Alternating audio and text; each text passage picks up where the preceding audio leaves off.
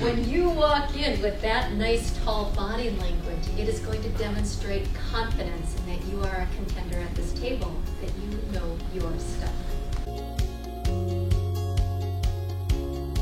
We're on that track, we're going 180 miles an hour, we're feeling that anxiety. Oh, look at that, we're going to open up that gate so we can go right through over to this other track of excitement.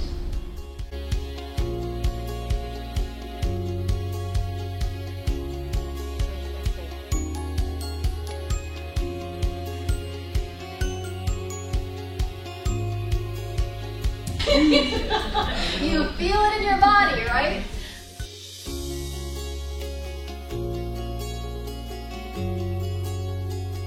How do you want to show up in life in front of others? We won't know what you're confident about, but we will assume you're confident about something.